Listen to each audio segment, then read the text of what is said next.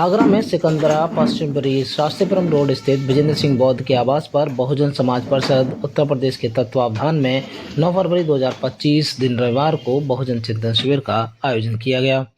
बता दें कि बहुजन समाज परिषद बहुजन नायकों की मानवतावादी विचारधारा को पुनर्स्थापित कर मान्यवर कांशीराम साहब के अधूरे कारवां को राजनीतिक, सामाजिक और आर्थिक मुक्ति हेतु चलाए गए बहुजन आंदोलन को मंजिल तक ले जाने के क्रम में जगह जगह बहुजन चिंतन शिविरों का आयोजन कर रहा है। इसी के तहत पश्चिमपुरी कॉलोनी में समाज के लोगों को एकजुट करने और बहुजन नायकों की विचारधारा को घर घर तक पहुंचाने के प्रयास में बहुजन चिंतन शिविर का आयोजन किया गया। इस कार्यक्रम का शुभारंभ मुख्य अतिथि बहुजन समाज परिषद के राष्ट्रीय अध्यक्ष दिनेश कुमार गौतम और अन्य गणमान्य लोगों ने तथागत गौतम बुद्ध, बोधिसत्व बाबा साहेब डॉक्टर अम्बेडकर और मान्यवर कांशीराम के समक्ष दीप प्रज्वलित करके किया। इसके बाद शिविर में मौजूद सभी महानुभावों ने भारतीय संविधान की प्रस्तावना का सामूहिक रूप से वाचन कर इसके प्रचार प्रसार का संकल्प दोहराया। हम भारत के लोग भारत को एक संपूर्ण प्रभुत्व संपन्न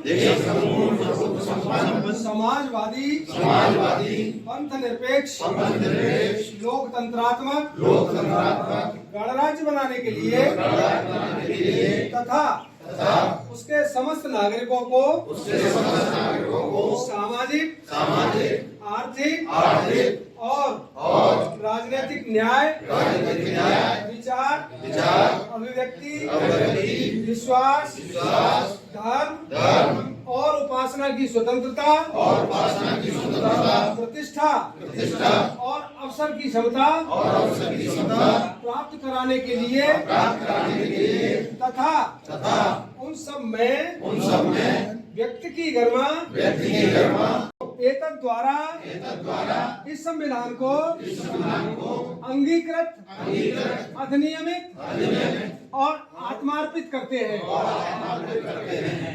जय भीम, जय भीम, जय भीम।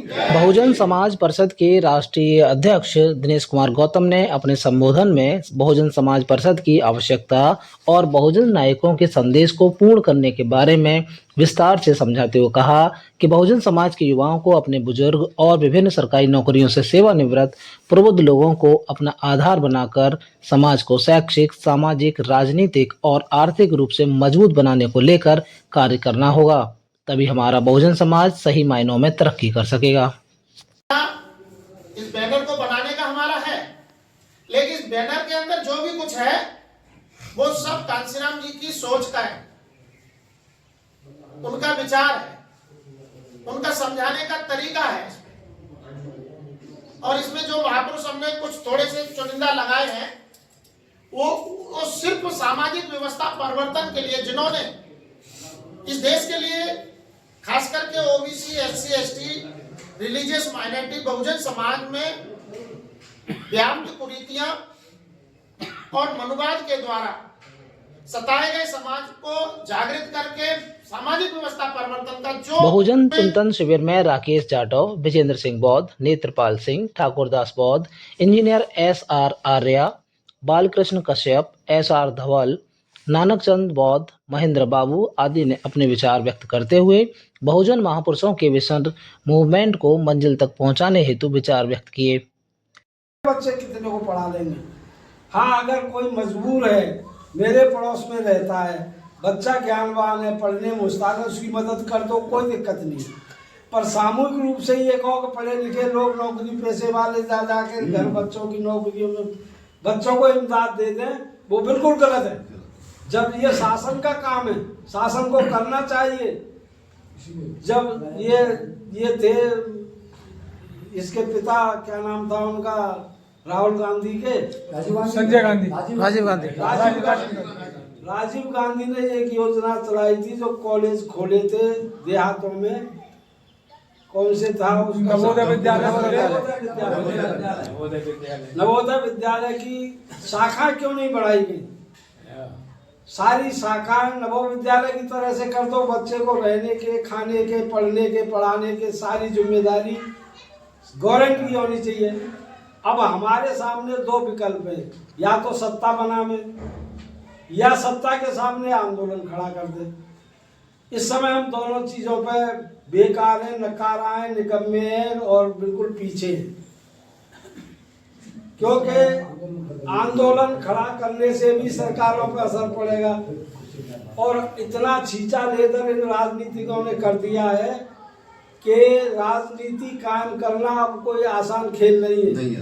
नहीं। तो आंदोलन की रूपरेखा भी हो सकती है, एक भाई हम आंदोलन करें बस और उस हमारी समस्या का समाधान करो, इसके लिए आंदोलन करें। और जो 60 वर्ष से ऊपर के लोग हैं वो कमजोर नहीं है, विवेक है, ज्ञान है, त्याग है, बलिदान है और उनमें सब कुछ है। तो उसको लेकर के हम चिंता करें, चिंता नहीं करें, चिंतन करें कि इस समस्या से कैसे बाहर निजात पाई जा सकती है, सामाजिक, आर्थिक, क्योंकि समस्या एक नहीं है। अर्थ में आप इतने पीछे जा रहे हो, 10-10 शब्द कह चुके हैं, 10-10, 20-20 हजार पर बच्चे नौकरी कर रहे हैं। क्या अपने बच्चे को हायर एजुकेशन दिला सकता है? जब तक शिक्षा का राष्ट्रीयकरण नहीं होगा। कांग्रेस ने काम किए थे निश्चित रूप से, जितने भी आज इंजीनियरिंग कॉलेज और वे सब बने हुए हैं, हम स्कॉलरशिपों में पढ़ गए, स्कॉलरशिपों पे पढ़ाई हो गई, जो माँ बाप का योगदान था वो तो था ही, परंतु अपने सेल्फ रेस्पेक्ट से हमने भी सुधार किया, सुधार लाए और आंशिक विकास की स्थिति अगर आज समाज में है तो नौकरी पेशे से ही है, बाकी हमारे पास कुछ नहीं रखा। और ये रास्ते बंद हो जाएंगे तो समझ लो कि अब ये समस्या है, समाधान नहीं है, समाधान भी बनाने की जरूरत है।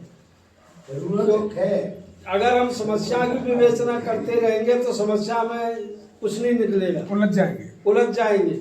और समस्या का समाधान इस धरती से होना चाहिए, क्योंकि क्या कौन सा राजधानी कहते हैं, दलितों की राजधानी। तो शोषित समाज, वंचित समाज अब रह रहा है। ज़्यादा समस्याएं मैं ज़्यादा नहीं कहूँगा, ये चतुर्वर्णीय व्यवस्था जिसमें तीनों का समझौता है, आपका समझौता नहीं, और आपके राजनीतिकों ने भी आपको बांट दिया, ध्वस्त कर दिया। आप दिल्ली की हालत देख रहे हो, ये क्या हो रहा है देश के अंदर। दिन पर दिन जो है आपका दुश्मन बढ़ रहा है और हम चैन से बैठे, आज भी हमारी आंखें बंद पड़ी हैं। हम अपने कार्ड पे सूंड लगाते हैं, बहुत ही ये खराब बात है, निंदनीय बहुत ही निंदनीय बात ये है। हम सूंड लगाते हैं और पता नहीं क्या क्या वो दोहे लिखते हैं, वो लोग कभी लगाते हैं और उसके बाद में पंडित जी आते हैं, तिलक पे आएंगे, शादी में भी आ जाएंगे और उसके बाद 1000 यहाँ रखो, 2000 यहाँ रखो, 500, और हम देते खुशी में। तो सही मायने में तो इस वर्ग के पोषक हम लोग हैं, पोषक। उनका अगर पोषण बंद कर दें तो काफी हद तक इनकी ताकत कम हो जाएगी और खत्म हो जाएगी। वेस्ट की भी दोनों की। प्रश्न आया संविधान वाला बात, संविधान को धीरे धीरे करके नष्ट किया जा रहा है। बेशक मनवाद नहीं आ रहा है, लेकिन मनवाद से कम हालात भी नहीं है। कौन सी ऐसी स्थिति है जो मनवाद से कम जी रहे हैं? कौन सा ऐसा दिन है जो बहुजन समाज की आज एक बेटी की और कन्या की जो दुरालात नहीं किए जा रहे हैं? उस दिन आपको सोशल मीडिया के माध्यम से मालूम पड़ जाता है, मीडिया आपको कोई खबर नहीं देता है। सोशल मीडिया के माध्यम से आपको जानकारी मिल गई, थोड़ी सी देर हमने कष्ट कर लिया, लेकिन वहां नहीं जा सकते हैं हम, तो सामूहिक रूप से इकट्ठे होकर के उस पर निंदा तो कर सकते हैं, एक प्रस्ताव तो कर सकते हैं कि इसकी हम निंदा कर सकते हैं। हमने घर में पढ़ लिया, it is sufficient, it is not enough, ये पर्याप्त नहीं है। उसके लिए भी हमें अपने मोहल्ले वालों के साथ, कॉलोनी वालों के साथ, चार जानने वालों के साथ मिल करके बैठ करके चिंतन करने की जरूरत है कि भाई ये बहुत बुरा है, इसकी हम निंदा करते हैं। और अगर इसी तरह से सारे लोग निंदा करेंगे तो ये भी एक संदेश जाएगा समाज में कि ये लोग एकजुट होने जा रहे हैं, आपसे डरेंगे लोग, वो आपको डरा रहे हैं ऐसे कृत्य कर करके, वो आप पे दहशत फैला रहे हैं, आपकी प्रतिक्रिया जानना चाह रहे हैं कि इनमें कितना पानी है, कितना बोल सकते हैं, कितना विरोध कर सकते हैं। तो ये सब वो करने की कोशिश कर रहे हैं और आप उनको सहन कर रहे हैं। वो जान लेते हैं कि ये बुज़दिल हो चुके हैं, ये मर चुके हैं, दिमागी रूप से अपाहिज हो चुके हैं। वो इम्तिहान ले रहे हैं। इस चीज के इम्तिहान देने में हम कितने खरे उतरते हैं, कितना हम उसका विरोध करते हैं, ये हमें सोचना पड़ेगा, हमें करना पड़ेगा था दोस्तों। और इसके करने की नितांत आवश्यकता आज हमें महसूस हो रही है। हमें दृढ़ प्रतिज्ञ होने की आवश्यकता है। तीसरी बात अहम और सबसे इम्पोर्टेंट ये है कि वो और कोई नहीं है, वो सिर्फ और सिर्फ यानी सबके लिए आप कहेंगे कि वो मैं हूं जो कुछ भी बदल सकता हूं। आप सब अपने लिए कहेंगे कि वो कोई और नहीं है, वो मैं वो ही हूं, कोई और नहीं है, वो मैं ही जो बदल सकता हूँ, सब कुछ बदल कोई और नहीं है। कमल साहब के लिए ताली बजा दीजिएगा। हमारे समाज वाल्मीकि समाज के लोग बड़े खुश हैं कि क्रिमिनल हो गया, हम बहुत कुछ पा जाएंगे। वो कुछ नहीं पा जाएंगे, वो डाके 3 ही पास रहेंगे, जहाँ थे वहीं रहेंगे। क्यों? अगर तुम्हें कुछ करना है तो वो पहले अपने रेगुलर बन जाइए ना। 20-20 साल से संताप लगे हुए, पहले तो अपने इसीलिए हड़ताल करो, धरना प्रदर्शन करो, कुछ भी करो।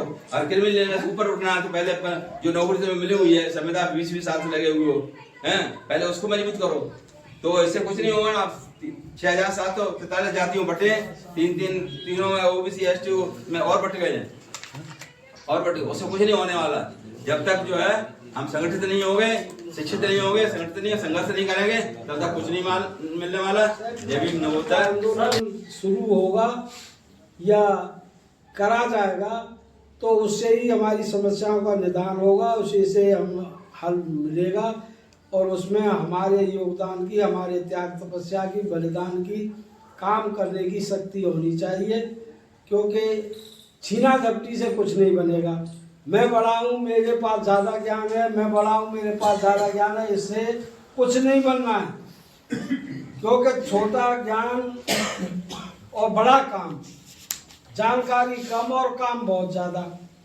वो आदमी काम करेगा और काम करे नहीं और ज्ञान घनेरा, उस आदमी से भी काम नहीं चलना है। जानकारियाँ लंबी है लोगों को, परंतु काम करने की क्षमताएं कम है।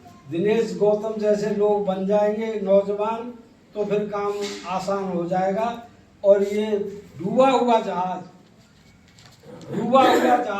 उन्हें आपके कोई न कोई कश्ती में, जैसे अभी हाथी की बात आ रही थी, वो हाथी की बात करके चले गए।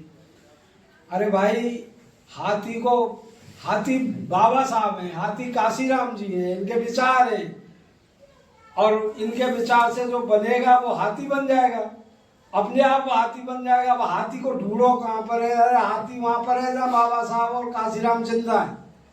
जो आदमी के अंदर भावना है वो कर रहा है, वही हाथी है।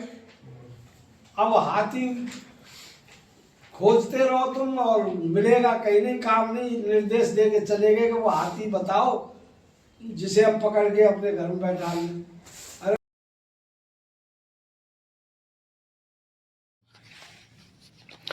इस कार्यक्रम में राजाराम सागर, गोविंद प्रसाद, बाबूलाल, GR सिंह, ब्रजेश अम्बेश, नेत्रपाल, धर्मदास मुखिया, चरण सिंह सहजदारी, बाबूलाल अमीन, सुरेंद्र सिंह, HD सिंह, डॉक्टर कृष्ण कुमार सिंह, रविंद्र सिंह, सुरेंद्र चंद्र वर्मा, चंद्रमोहन, दारा सिंह, धर्मेंद्र सिंह, राजकुमार, कैलाश चंद, विशंबर सिंह और वीरेंद्र सिंह इत्यादि प्रमुख रूप से मौजूद रहे। परंतु मैं कमजोर नहीं हूँ। जब तक जीवन बहुत सुंदर